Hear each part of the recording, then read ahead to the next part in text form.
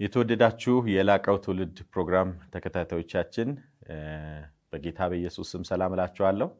ዛሬ ደግሞ ከባለፈው ሳምንት የቀጠለውን ተከታይ ትምህርት ይዤ ቀርቤያለሁ።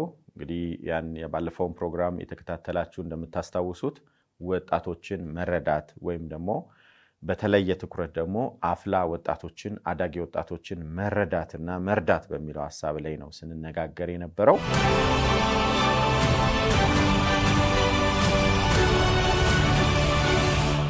ስለዚህ የትምህርታችን ርዕስ አዳጊ ወጣቶችን መረዳት በሚል ልትይዙ ትችላላችሁ። ዛሬ ሁለተኛውን ክፍል ነው ማቀርበው። ባለፈው ሳምንት ወጣቶችን ለመረዳት የሚረዳንን አንድ አንደርስታንድ የተባለን ሞዴል እያየን ነበር። ይሄ ሞዴል 10 ፕሪንሲፕሎች አሉት። አንደርስታንድ የሚለው ቃል ውስጥ ያሉ ፊደላትን የእንግሊዝኛ ፊደላትን በመከተል በቀላሉ ለማስታወስ በሚረዳ መልኩ ያዘጋጀሁት ነው። ስለዚህ ባለፈው ሳምንት የአንደርስታንድ ሞዴል የጅማሬው ዩ ነው። ዩ ዩኒቨርስ ወይም የወጣቶች ሰፊ ዓለም የወጣቶችን ዩኒቨርስ ማወቅ፣ መረዳት፣ ማጤን፣ ማስተዋል በሚል አቅርብ ያለሁኝ እዛ ዝርዝር ውስጥ አልገባም። ዛሬ ቀጣዩን ነው ማቀርበው። ቀጣዩ ፕሪንሲፕል ኤን ላይ ነው ያለው። ኤን ነርቸር የሚለውን ሐሳብ ነው። ነርቸር ማለት የወጣቶች የእድገት አውድ ማለት ነው። የወጣቶች የእድገት አውድ ወይም ያደጉበት ነርቸር የተደረጉበት ኢንቫይሮንመንት ወይም አውድን ወይም ከባቢን መረዳት የሚለውን ሐሳብ ልንይዝ እንችላለን። እንግዲህ ሳይንስ እንደሚለው ወጣቶች የተፈጥሮና የአካባቢያቸው ውጤቶች ናቸው። የኔቸርና የነርቸር ውጤቶች ናቸው። ኔቸር በአብዛኛው ወላጆች በሚወረሱ የዘረመል ተፈጥሯዊ ይዘቶች የሚንጸባረቁ ባህሪያት፣ ጠባያት ናቸው። ነርቸር ደግሞ ያደጉበት ኢንቫይሮንመንት ያደጉበት ከባቢ አውድ የሚሰጣቸው ማንነት ማለት ነው። የሚሰጣቸው ባህሪ፣ ጠባይ ማለት ነው። እሱኛውን ማወቅ ወጣቶችን ለመረዳት በጣም በጣም መሰረታዊ ነገር ነው። እንግዲህ ሁሉም ወጣት በአንድ አይነት የእድገት አውድ ውስጥ አያልፍም። የተለያየ እድገት አለ። እንግዲህ ሳይንስ በተለይ ደግሞ የኢኮሎጂካል ሳይንስ የእድገት ኢኮሎጂን የሚያወሳው ሳይንስ በርካታ ነገሮችን ያነሳል። ለእኔ በጣም የምወደው ቲዮሪ የብሮፈን ብሬነር የኢኮሎጂካል ቲዮሪ ነው። እዛ ውስጥ በርካታ ነገሮች ተዘርዝረዋል። አሁን እሱን የመተንተን እድል የለኝም ሰፊ ስለሆነ። እዛ ውስጥ እንግዲህ ወጣቶች ሲያድጉ፣ ልጆች ሲያድጉ የተለያየ አውዶች አሏቸው። የመጀመሪያው አውድ ለምሳሌ የቤተሰብ አውድ ነው። በቤተሰብ ውስጥ የስሞለር ዩኒት ቤተሰብ ነው። ከዛ በኋላ ትምህርት ቤት አለ፣ ሰፈር አለ፣ ዘመድ አዝማድ አለ፣ መንደሩ አለ። በጣም ሲሰፋ ደግሞ አገር አለ። ከዛ ደግሞ በጣም ሰፊው ዓለም አለች። እነኚህ ሁሉ ወጣቶች የሚያድጉበት አውድ ነው። እነኚህ በየፊናቸው ለወጣቶች የሚያቀብሏቸው የተለያዩ ግብዓቶች አሉ። ለምሳሌ ቤተሰብን እናንሳ። ቤተሰብ አንዱ ልጆች የሚቀረጹበት ቦታ ነው። ማንነታቸው የሚቀረጽበት፣ ራሳቸውን የሚያገኙበት፣ የተለያየ አይነት ቅርጽ ይዘው የሚወጡበት ቦታ ነው። ቤተሰብ እናት፣ አባት፣ ወንድም፣ እህት፣ በኢትዮጵያ ደግሞ አንዳንድ ኤክስቴንድ ፋሚሊ ይኖራል። ብቻ ቤተሰብ የሚያሰኝ አባላት ያሉበት አንደኛው ተቋም አንደኛው ዩኒት ቤተሰብ ነው። በቤተሰብ ውስጥ በተለያየ መልኩ የእድገት አውዶች አሉ። በተለይ ደግሞ የአስተዳደግ ዘይቤ ወይም ፓረንቲንግ ስታይል የሚለውን ስናነሳ እሱኛው ደግሞ የቤተሰብን አውድ ሌላ ቅርጽ የሚሰጠው ጉዳይ ነው ማለት ነው። እንግዲህ ከአስተዳደግ ዘይቤዎች አንጻር ስና 4 አይነት የአስተዳደግ ዘይቤዎች አሉ። እነሱን ለመዘርዘር ሞክራለሁ። የመጀመሪያው ዲሞክራሲያዊ ወይም ደግሞ ኦቶሪቴቲቭ በእንግሊዝኛ ኦቶሪቴቲቭ የሚባለው የአስተዳደግ ዘይቤ አለ። በአብዛኛው ይሄ ወላጆች ልጆችን በተለያየ የውሳኔ ጉዳዮች ላይ የሚያሳትፉበት የውሳኔ ነፃነት የሚሰጡበት የአስተዳደግ ዘይቤ ነው። ሁለተኛው ፈላጭ ቆራጭ የሚባለው ወይም ደግሞ ኦቶሪቴሪያን የሚባለው የአስተዳደግ ዘይቤ ነው። ወላጅ ሁሉን ነገር የሚያደርግበት፣ ልጅ ሀሳቡ ማይደመጥበት ወይም ደግሞ በውሳኔዎች ውስጥ በቂ የሆነ ተሳትፎ ማያገኝበት ነው። ፈላጭ ቆራጭ ያሰኘው ቤተሰብ ነው። ነገሮችን ወላጅ ነው ትዕዛዝን የሚሰጠው ውሳኔ የሚወስነው ማለት ነው። ሶስተኛው ፈቃጅ ወይም ደግሞ ፐርሚሲቭ የሚባለው ይሄ ልል የሆነ የአስተዳደግ ዘይቤን የሚከተል ነው። ልጆች የጠየቁት ሁሉ የሚከናወንላቸው ደስ እንዳለ እንደወደድክ የሚባሉበት አይነት ነው።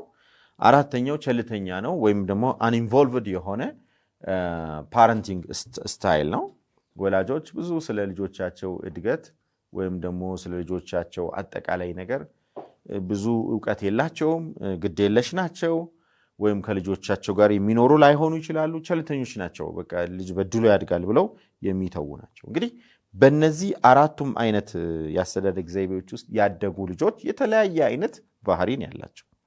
ለምሳሌ በዲሞክራሲያዊ በቤተሰብ ውስጥ የሚያድጉ አፍላ ወጣቶች ሀሳባቸው ተደምጦ ተሰምተው ስሜታቸው ተመዝኖ ስለሚያድጉ እነሱም ደግሞ እንደገና በምላሹ ሌሎችን የሚሰሙ ሌሎችን የሚያደምጡ ለሌሎች ሀሳብ ቦታ የሚሰጡ ሆነው ነው የሚያድጉት። ፈላጭ ቆራጮች ደግሞ ይህን አድርግ ይህን ፈጽም እየተባሉ ትዕዛዝ ብቻ እየተሰጣቸው ወለም ዘለም ሳይሉ በቃ ወላጅ ያለው አባት እናት ያለው ነገር የመጨረሻ ነው ምንም ድርድር የሌለው ተብለው በጣም ተጨቆነው የሚያድጉ ልጆች ደግሞ በኋለኛው እድሜያቸው ላይ ምን ሊሆኑ እንደሚችሉ መገመት ቀላል ነው የሚሆነው። እነሱ በሚሰሩበት መስሪያ ቤት በሚያስተዳድሩት ድርጅት ውስጥ ፈላጭ ቆራጭ የመሆን እድላቸው ሰፊ ነው የሚሆነው። ከሰዎች ጋር መግባባት የማይችሉ ነው የሚሆኑት። የሰዎችን ሀሳብ ማድመጥ ቶለሬት አያረጉም። ቢኮዝ እያልተደመጡ ስለሆነ ያደጉት የማድመጥ አቅም አይኖራቸውም። ስለዚህ ወጣቶች የሚያድጉበት ኢንቫይሮንመንት ማንነታቸውን ይወስናል። ከዛው ቤተሰብ ሳንወጣ ለምሳሌ አንዳንድ አፍላ እድሜ ላይ ያሉ ወጣቶች በእናት ብቻ ያደጉ፣ አባት ትቷቸው የሄደ እናትን ፈቶ ትዳሩን አፍርሶ አንዳንዴ ደግሞ ትዳሩ የፈረሰበትን ምክንያት በጣም አቢዩዚቭ በሆነ መልኩ ከሆነ ያ ነገር አእምሯቸው ውስጥ ተጸርጾ ነው የሚያድጉት። እንዲህ አይነት ወጣቶች ብዙ ጊዜ ፈሪ የመሆን በራስ የመተማመናቸው ዝቅተኛ የመሆን እድላቸው ሰፊ ነው። ሌላውን የማመን በተለይ ሴት ልጆች ሲሆኑ ወንዶችን የማመን ዝንባሌያቸው በጣም አነስተኛ ነው የሚሆነው። ቢኮዝ አባት እናትን ክዶ እንደሄደ ስለሚያውቁ ማለት ነው። እናትና አባት በሌለበት ደግሞ የሚያድጉ ልጆች አሉ። ቻይልድ ሄድድ የሆነ ፋሚሊ ውስጥ ታላቅ እህት ወይ ታላቅ ወንድም ያሳደጋቸው በሕፃንነታቸው እናትና አባትን ያጡ ወጣቶች አሉ። የእናትና የአባትን በቂ ፍቅር ያላገኙ። እንደዚህ አይነት ልጆች ደግሞ ለዲፕሬሽን ብዙ ጊዜ የተጋለጡ ናቸው። ፈሪዎች ናቸው። ራሳቸውን ያገለሉ ሊሆኑ ይችላል። ሁሉም እያልኩ አይደለም፣ ግን በአብዛኛው የሚንጸባረቀው እንዲሆናል። ስለዚህ ልጆች የሚያድጉበት አውድ ይወስነዋል ማንነታቸው ላይ። እንግዲህ እኛ የምናገለግላቸው ወጣቶች፣ ሜንቶር የምናደርጋቸው አፍላ ወጣቶች በምን አይነት የእድገት አውድ ውስጥ ያለፉ ናቸው ብሎ ማጤን በጣም አስፈላጊ ነው። ቀጥታ ባህሪያቸውን ጀጅ ማድረግ የለብንም። ለምሳሌ አይናፋር የሆኑ ወጣቶች፣ ከሰው ማይቀላቀሉ ወጣቶች፣ አግሬሲቭ የሆኑ ወጣቶች ቶሎ ከሌኮ እንዲህ ነው እሷ እንዲህ ነች ብለን ከመፍረድ ጀርባቸውን ለማጥናት በምን አይነት ሁኔታ ላይ ያደጉት ብሎ ለመረዳት በጣም ልብን ማዘጋጀት ይረዳል። ይሄ በአብዛኛው ለወላጆች ይጠቅማል፣ ለመምህራን ይጠቅማል። አንዳንዴ ለምሳሌ ትምህርት ቤት በጣም አግሬሲቭ የሆኑ ልጆች አሉ። ገና አፍላ 13 14 ዓመት ላይ ክፍል የሚበጠብጡ ሁልጊዜ ወላጅ አምጣ የሚባሉ ልጆች አሉ። በዚህ ጊዜ እነኛ ልጆች ጀጅ ከማድረግ ኦኬ የዚህ ባህሪ ኮዝ ምንድነው? ይሄ ልጅ ሲያድግ ያጣው ነገር ምንድነው? የጎደለው ነገር የቱ ቦታ ላይ ተሰናክሏል? የቱ ቦታ ላይ አቢዩዝ ሆኗል? የቱ ቦታ ላይ ቁስሎች አሉት ውንድስ? እነሱን ለይቶ ማከም ያስፈልጋል።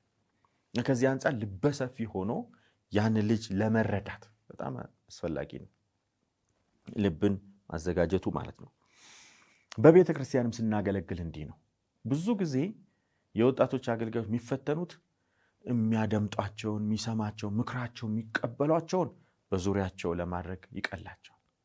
ደግሞ ትንሽ ስታቦርን የሆኑ ማይታዘዙ አፈንጋጭ ሆኑ አፍላ ወጣት ላይ ያሉትን የማራቅ እሱ እንትን ነው በቃ ብሎ ጀጅ የማረክ የሆነ አንድ ታፔላ የመለጠፍና የማራቅ ነገር ይታያል። ይሄ አደገኛ ነው።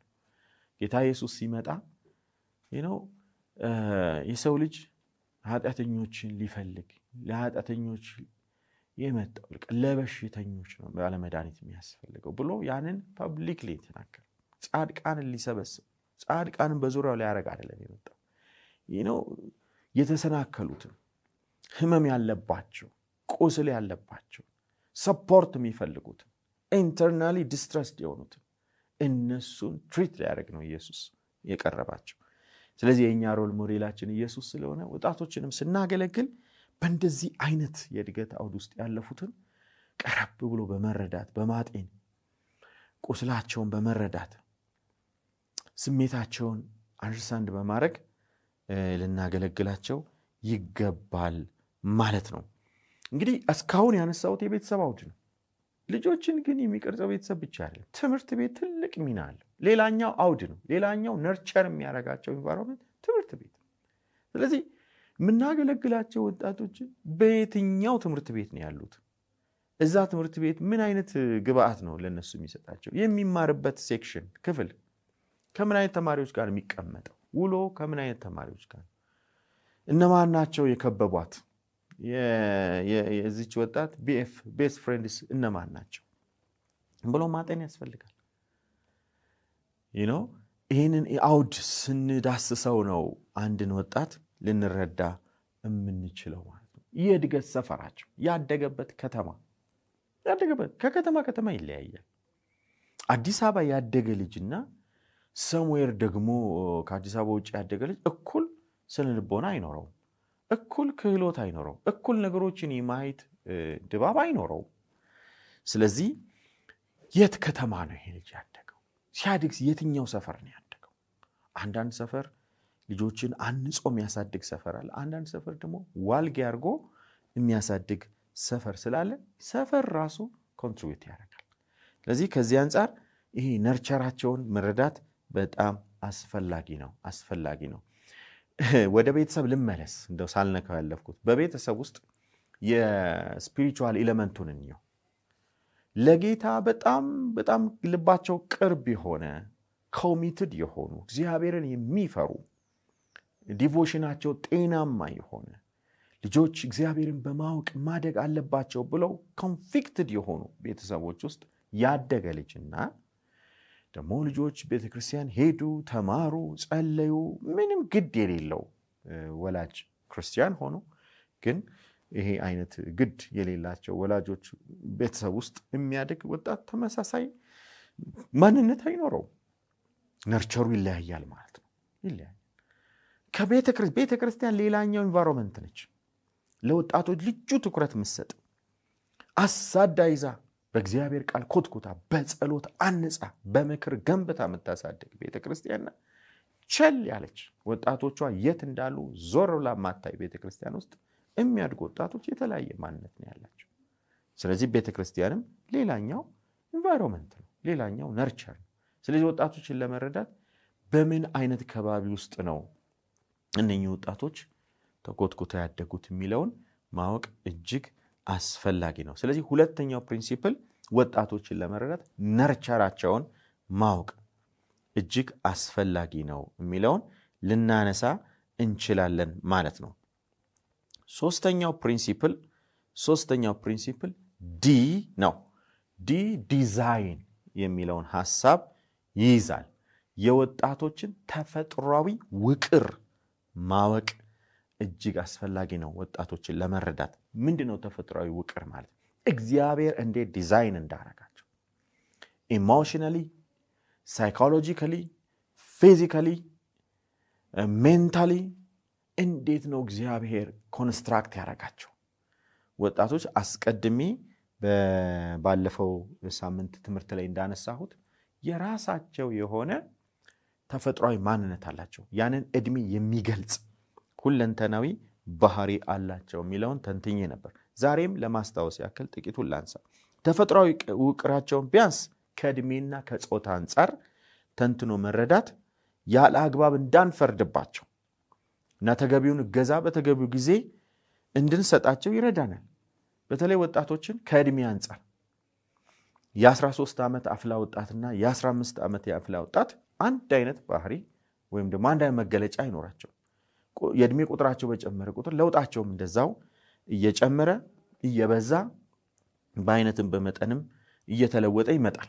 ስለዚህ ያንን መረዳት በጣም አስፈላጊ ነው ማለት ነው። ከጾታ አንጻር ሴቶች የራሳቸው የሆነ ፌሚናይን የሆነ ባህሪ ያላቸው፣ ወንዶች ደግሞ የራሳቸው ማስኩሊን የሆነ ባህሪ ያላቸው። ወንዶች በራሳቸው በዛ እድሜ ጠንካራ የሆኑበት ጎን አለ፣ ሴቶች ደግሞ ጠንካራ የሆኑበት አለ። ወንዶች ደካማ የሆኑበት ባህሪ አለ፣ ሴቶች ጠንካራ የሆኑበት ደካማ የሆኑበት ባህሪ አለ። እሱን ለይቶ ማወቅ ያስፈልጋል። በተለይ ወንድ ልጆችን በምናሳድግበት መልኩ ሴቶችን ትሪት አናደርግም። ሴቶች በአብዛኛው ስሜታዊ ናቸው። ለስሜት ቀረብ ያለ ነገር እነሱን ይገዛቸዋል። ወንዶች ደግሞ ብዙ ጊዜ ስሜት አለ፣ ግን ለስሜት የሴቶችን ያህል ቅርብ አይደሉም። ስለዚህ እንዴት አድርገን ነው ስሜታዊ ህይወታቸውን ነርቸር የምናረገው ዴቨሎፕ የምናረገው የሚለውን ለማወቅ እነኚህ ልዩነቶች መረዳት አስፈላጊ ነው። አንዳንዴ የተፈጥሮ ለውጦቹ አስደንጋጭ ሊሆኑ ይችላሉ። በተለይ ይሄ የሰከንደሪ ሴክሹዋል ካራክተሪስቲክስ ምንላቸው በወንዶችም በሴቶች የሚታዩ ለውጦች አንዳንዴ አስደንጋጭ ሊሆኑ ይችላሉ። ለምሳሌ በወጣትነት እድሜ አንዱ የሚታየው አግሬሲቭ ሆርሞን ነው። ይሄ አግሬሲቭ የሚያደርጋቸው ሆርሞን በበዛ ቁጥር ቁጦች ሊሆኑ ይችላሉ። ጥሩ መልስ ላይ ሰጡን ይችላሉ። ባለን ኮሚኒኬሽን መካከል ራፍ የሆኑ ቃላቶች ሊጠቀሙ ይችላል። ያን ጊዜ ልብን ሰፋ አድርጎ ኦኬ እንዴት አድርጌ ልርዳው በሚል ቀና ልብ እነሱን መቅረብ ይገባል ማለት ነው። እንግዲህ ይሄኛው የወጣቶችን ተፈጥሯዊ ውቅራቸውን ተፈጥሯዊ ባህሪያቸውን ከእድሜው ጋር ተያይዞ የሚመጡ ለውጦችን መረዳትን ያካትታል። ለምሳሌ በተፈጥሮ ችኩል የሆነን ወጣት በተፈጥሮ እግዚአብሔር ዲዛይን ሲያደርገው ያ ሃይፐር አክቲቭ የሆኑ ወጣቶች ናቸው። ችኩል የሆኑ አንዳንዴ ነው ኒክኔም እንሰጣቸዋለን፣ ቀልቃላ ምናምን እንላቸዋል። እንደዚህ የሆኑ ወጣትን ለምን እንደከሌ ጭምት አትሆንም ብሎ መሞገት የማንነት ቀውስን ከመፍጠር የዘለለ ፋይዳ አይኖረውም የሚል ማስታወሻ እዚህ ላይ አኖራለሁ። አንዳንድ ወጣቶች ናቹራሊ ፈጣኖች ናቸው። አንዳንዶቹ ዘገም ያሉ ናቸው። ጭምቶች አሉ፣ ተጎትጉተው የሚያወሩ አሉ፣ ጥቂት ተናግረው የሚደመድሙ የሚቋጩ አሉ። አንዳንዶች ደግሞ በጣም በጣም በጣም ብዙ የሚያወሩ አሉ። ብዙ ጊዜ ወላጆች ፈጣን ልጆችን፣ ተግባቢ ልጆችን፣ ሶሻል ልጆችን እንዲኖራቸው ይፈልጋሉ። ዝምተኛ ልጅ ቅዝቅዝ ያለ ሲሆን ደስ አይላቸውም። ብዙ ወላጆች ምንድነው ነቃ በል እንጂ ምናምን እያሉ ይጎተጉታሉ። የዛን ጊዜ ያ እንደው የተለየ ገዛ የሚያስፈልገው ባህሪ እስካልሆነ ድረስ ይሄ ዲቪያንት የሆነ ወጣ ያለ ባህሪያቶች አሉ። የባለሙያ ገዛ የሚፈልጉ የኛንም ክትትል የሚፈልጉ አሉ። እሱ እንደተጠበቀ ሆኖ ግን አንዳንዴ ጭምትነታቸው፣ ዝምተኝነታቸው ጤናማ በሆነ መልኩ እያለ የግድ መቼም የእናት ወድ ጅንጉርጉር ነው እንደሚባለው ከልጆቻችን አንዱ ተግባቢ በጣም ፈጣን ሊሆን እሱን ምሰል ብሎ መገፋፋት የማንነት ቀውስን ሊፈጥር ይችላል።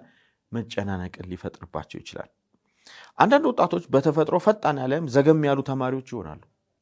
ሁሉ ተማሪ ጎበዝ አይደለም። ሁሉ ተማሪ አውትስታንዲንግ አይደለም፣ ብሪሊያንት አይደለም። የሜንታል ካፓሲቲያችን ነው ያን የሚያደርገው። ስለዚህ ስሎ ለርነርስ አሉ። ከልጆቻችን ከምናገለግላቸው ወጣቶች መካከል ስሎ ለርነርስ፣ ቀስ ብሎ ነገር የሚገባቸው አሉ። አንዳንድ ተማሪዎች አንድ ቻፕተር አንድ አንብበው ጥርግ አድርገው የሚያውቁ ሊሆኑ ይችላሉ። እዛ ጋ ያለውን ሀሳብ ኮንሰፕት ቀላል የሚረዱ ሊሆኑ ይችላሉ። አንዳንድ ተማሪዎች ደግሞ አንድ ገጽ አንድ ቀን ሊፈጅባቸው ይችላል። ስለዚህ ይህንን በጣም ስሎ የሆነውን ዘገምተኛ የሆነውን ወይም ቀስ ብሎ የመማር ዝንባሌ ያለውን ወጣት እንደከሌ በትምህርት ሜዳሊያ ካላጠለክ ብሎ መጫን እንደው አንዳንዴ እናት ያልጸነሰችውን ውለጅ ብሎ እንደ ማስማጥ ነው የሚቆጠረው። ስለዚህ ይሄ የተፈጥሮ ውቅራቸውን ማወቅ እንዴት እንደምንረዳቸው እንድንገነዘብ ይረዳናል ማለት ነው። ሌላኛው ኮንሰፕት በዚህ ውስጥ ያለው ፕሪንሲፕል በአንደርሳንድ ሞዴል ውስጥ ኢ ነው። እስካሁን ዩን አይተናል፣ ኤንን አይተናል፣ ዲን አይተናል። ቀጥሎ ያለው ኢ ነው። ኢ የወጣቶችን ኢኮኖሚክ ኒድ ኢኮኖሚክ ኒድ ወጣቶች ኢኮኖሚያዊ ፍላጎት አላቸው። ማቴዎስ 25:15 ላይ ማንበብ እንችላለን። እዛ ወጣቶች ኢኮኖሚያዊ ፍላጎት አላቸው። ኢኮኖሚያዊ ፍላጎት በአብዛኛው ከቀለም ትምህርት ዝንባሌ ጋር የተገናኘ ነው። ልዩ ተሰጥኦ ጋር የተገናኘ ነው። ካላቸው ክህሎት ጋር የተገናኘ ነው። በአጠቃላይ እነሱ ጋር ያለውን ወደ ኢኮኖሚክ ጌን ወይም ወደ ኢኮኖሚ ጠቀሜታ ሊቀየር የሚችል ማንኛውንም በእነሱ ውስጥ ያለውን እውቀት፣ ክህሎት፣ ችሎታ የሚያጠቃልል ነገር ነው እና ያን ስላላቸው ኢኮኖሚያዊ ፍላጎት አላቸው። ገንዘብ የማግኘት ገንዘብ የመስራት ፍላጎት አላቸው። ባለጠጋ የመሆን ፍላጎት አላቸው። የሚሰማሩበትን የኢኮኖሚ መስክ የመምረጥ ወይም ያንን ደግሞ ድሪም የማድረግ ፍላጎት አላቸው። በተለይ ወጣትነት እድሜው ሲገባ ልጅነት ላይ እንዳለው አይነት በጣም ደል የሆነ ስሜት አይደለም ያላቸው። ከኢኮኖሚ አንጻር ወደፊት ስለሚሰሩት ስራ ማሰብ ይጀምራሉ። ስለሚማሩት ትምህርት ማሰብ ይጀምራሉ። ስለሚሰሩት ቤት፣ ስለሚኖሩበት አካባቢ ማሰብ ይጀምራሉ። ስለሚመሰረቱት ቤተሰብ ማሰብ ይጀምራሉ። በተለይ ደግሞ ቤተሰብ የኢኮኖሚ ትግል ያለበት ቤተሰብ ከሆነ እኔ እንደናንተ መሆን አልፈልግም፣ የምፈልገውን ነገር በቦታውና በጊዜው ማግኘት እንዲችል ባለጠጋ ሀብታም መሆን እፈልጋለሁ ይላሉ። የቤታችን ያለ ድምፅ ነው ይሄ።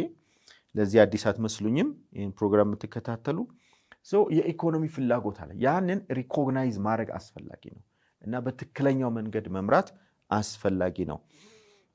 ከዚህ አንጻር ወጣቶችን ይሄ ፍላጎት ስላላቸው ኤርሊየር በሆነ እድሜ ላይ ስለሚመርጡት የትምህርት መስክ ማማከር አስፈላጊ ነው። ልዩ ተሰጥኦ ካላቸው ያን ማሳደግ፣ ለምሳሌ የሙዚቃ ተሰጥኦ ሊሆን ይችላል፣ የስዕል ተጽዕኖ ሊሆን ይችላል፣ የሊትሬቸር ተሰጥኦ ሊኖራቸው ይችላል።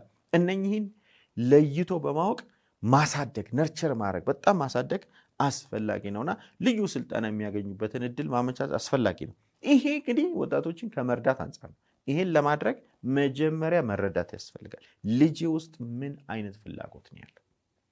ስለምን ጉዳይ ያሰበ ነው? ወዴት ነው ኢንክላይን ያደረገው? የትኛው ነገር ነው የሚስበው? ሳይንስ ነው የሚስበው? አርት ነው የሚስበው? ልጅ ሜካኒካል የሆኑ ነገሮች ናቸው? ካይኔቲክ የሆነ ስኪል ነው ያለው? ወይንስ ደግሞ የስነ ጽሁፍ ምናባዊ የሆኑ ነገሮችን ማሰብ ነው? እና ልጆች መቁረጥ፣ መስበር፣ መገጣጠም፣ መበየድ ምናምን እንደዚህ ይሄ ሜካኒካል የሆኑ ነገሮች ላይ በጣም ዝንባሌ ያላቸው እና ልጆች ደግሞ ምናባዊ የሆኑ ነገሮችን ማሰብ ወደዛ በጣም ይሳባሉ። ብዙ ጊዜ ምናባዊ የሆኑ ነገሮችን ማሰብ ላይ እነዛን ቪዥዋላይዝ ማድረግ ላይ የተለየ ዝንባሌ ያላቸው ልጆች አርት ላይ ስኪል አላቸው ወይም ደግሞ ወደዛ የተለየ ተሰጥኦ አላቸው ብላሉ ባለሙያዎች። ስለዚህ ወደዛ መገፋፋት አስፈላጊ ሊሆን ይችላል። አንዳንድ ወጣቶች የአንድ ነገር ብቻ ሙያ ላይኖራቸው ይችላል። ስለዚህ ያንን ነገር ደግሞ በደንብ አይደንቲፋይ አድርጎ በመደበኛ እና ኢመደበኛ በሆኑ ስልጠናዎች ማሳደግ አስፈላጊ ሊሆን ይችላል። በዚህ ሂደት ውስጥ ልምድ ያላቸው ወላጆች፣ ራሳቸው ወጣቶቹ፣ የወጣቶች አማካሪዎች፣ ሜንተሮች ወይም የወጣቶች እድገት ስነልቦና ባለሙያ በቅንጅት ቢሰሩ በዚህ አቅጣጫ ኢኮኖሚያዊ ፍላጎታቸውን እውን ለማድረግ ጥሩ መሰረት እንዲኖራቸው ማድረግ ይቻላል ማለት ነው። ወጣቶች በሁለተኛ ደረጃና በኮሌጅ ትምህርት መስክ ምርጫ ላይ ብዙ ጊዜ የመወዛገብ ችግር ስለሚገጥማቸው ይህ አይነቱ ድጋፍ ያስፈልጋቸዋል እና ከምረቃ በኋላም እንኳን የትና ምን መስራት እንዳለባቸው ለመለየት ይቸገራሉ። ከላይ ያለውን ይሄ በጣም ገና አዳጊ እድሜ ላይ አፍላ እድሜ ላይ በደንብ መግራት ኋላ ላይ ወደ ኮሌጅ ዩኒቨርሲቲ ሲገቡ ስራ ዓለም ላይም ሲገቡ ቀና መንገድ ላይ እንዲሆኑ ያደርጋቸዋል ማለት ነው። አንዳንዴ ወላጆች ለራሳቸው ፍላጎት እና የማህበረሰቡን ከበሬታ ለማግኘት ብቻ ልጆቻቸውን ያለ ፍላጎታቸው ስመጥር ወደሆኑ ሙያዎች በግዴታ ሲገፋቸው ይታያሉ። ልጁ የሚፈልገው አርት ላይ ነው፣ ወላጅ የሚገፋው ደግሞ በቃ አንተ ሐኪም መሆን አለብህ፣ መሐንዲስ መሆን አለብህ፣ አውሮፕላን አብራሪ መሆን አለብህ ብለው የልጁ ልብ በሌለበት የልቡ መዝገብ በሌለበት በዛ አቅጣጫ ሲገፏቸው ይታያሉና በስተመጨረሻ ውጤታማ ላይሆኑ ይችላሉ። አንዳንዴ ደስ የማይላቸው ስፍራ ላይ እንዲሰሩ ሊገደዱ ይችላሉና ገና አፍላ ዕድሜ ላይ ያሉ ከዚህ አንጻር የሙያ ምርጫቸውን የህልሞቻቸውን አብሮ መረዳት በጣም ይረዳል ማለት ነው።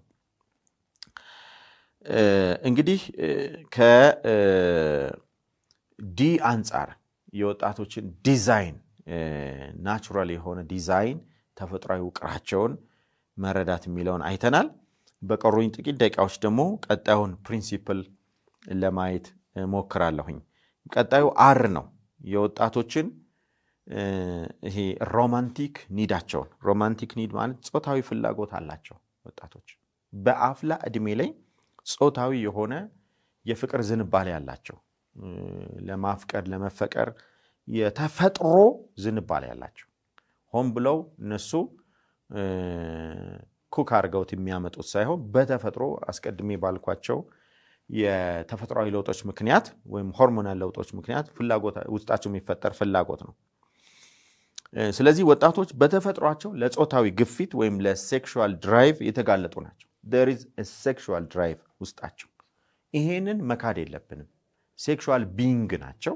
ይሄን በመቀበል ያ ደግሞ ማንነት አንዳንዴ ውስጣቸው የሴክሹዋል ድራይቭ ሊፈጠር ይችላል። ለምሳሌ ፍቅር ያዘኝ ሊሉ ይችላሉ። የፍቅር ደብዳቤ ጻፍኩ ሊሉ ይችላል። እንደዚህ አይነት ነገሮችን በተለይ እኛ ወላጆች ልጆቻችንን በአፍላ ዕድሜ ላሉ ወጣት በጣም ግልጽ ከሆንን እንደነ ስሜቶቻቸውን በቀላሉ ሊያጓሩን ይችላሉ። ወደ ተቃራኒ ጾታ ማዘንበል፣ ወንዶች ወደ ሴቶች፣ ሴቶች በወንዶች የመሳብ ተፈጥሯዊ ዝንባሌ ያሳያሉ። የተቃራኒ ጾታ ጓደኛን መምረጥ በተለይ ልጅ እያሉ በአብዛኛው የጾታ ልዩነቱን ላያስተውሉ ይችላሉ። ልጆቻችን 8 9 ዓመት 7 ዓመት እያሉ የሴትም የወንድም የጨዋታ ጓደኛ ይኖራቸዋል፣ የትምህርት ቤት ጓደኛ ይኖራቸዋል። ዳስ ኖርማል። ልክ አፍላ ዕድሜው ሲገቡ ግን ጓደኝነቱ መልኩን ይቀይራል። ጓደኛ አለኝ ሲሉ ራሱ በተለየ ቶን ነው የሚናገሩትና በአብዛኛው የፍቅር ሽታ ያለው የፍቅር ጠረን ያለው አይነት ግንኙነት የሚሆነው አንዳንዴ ላይናገሩት ይችላሉ እንጂ አንዳቸው ሌላቸው ውስጥ የሚቀመጡበት መንገድ ለሌላቸው የተለየ የጾታዊ ፍላጎትን የሚያዳብሩበት ሁኔታ አለ። እንግዲህ ይህንን በቅጡ ካልተገራ ይሄ ሴክሹዋል ድራይቭ ወይም ጾታዊ ፍላጎታቸው በቅጡ ካልገራ ነው የወጣቶች አገልጋዮች፣ አሳዳጊዎች፣ ወላጆች በእነሱ እድገት ውስጥ በቀጥታ በተዘዋዋሪም እጃችን ያለ ሰዎች ይህን እውነታ ሳንክድ ግን እንዴት አድርገን ልንገራው እንችላለን፣ ጤናማ ልናረገው እንችላለን። ጊዜውን የጠበቀ እና ደግሞ ሪከመንድ የሚደረግ እድሜ ላይ ብቻ ይሄ ጾታዊ ፍላጎታቸው ወደ ፍቅር ጓደኝነት እንዲቀየር እንዴት አድርገን ልንገራቸው እንችላለን፣ እንዴት አድርገን መስመር ልናስይዘው እንችላለን፣ ልናግዛቸው እንችላለን የሚለውን ቆም ብሎ ማሰብ አስፈላጊ ነው። ይህን ለማድረግ እንግዲህ በአፍላ ዕድሜ ላይ ባሉ ወጣቶች ውስጥ የጾታዊ ፍቅር ፍላጎት ሮማንቲክ ኒድ እንዳላቸው መረዳት አስፈላጊ ነው። ለዚህ እውነታ እውቅና መስጠት አስፈላጊ ነው የሚለውን ልንይዝ እንችላለን ማለት ነው። እንግዲህ እስካሁን በርከት ያሉ ፕሪንሲፕሎችን አንስቻለሁኝ። ከጊዜ አንጻር ሌሎቹን ቀሪዎቹን ማንሳት አልችልም። በሚቀጥለው ሳምንት ቀሪ የዚህ አንደርሳንድ ሞዴል ፕሪንሲፕሎችን ወይም መርሆችን አነሳና እንዴት ወጣቶችን መረዳት እንችላለን ለሚለው አጋዥ ነጥቦችን እናያለን። ለዛሬ ያለኝን ፕሮግራም በዚህ አበቃለሁኝ። አብራችሁኝ ስለነበራችሁ በጣም ከልብ አመሰግናለሁ። ጌታ ኢየሱስ ይባርካችሁ። በሚቀጥለው ሳምንት በአዲስ ይዘት እንገናኛለን። እስከዛው ጌታ ኢየሱስ ከእናንተ ጋር ይሁን።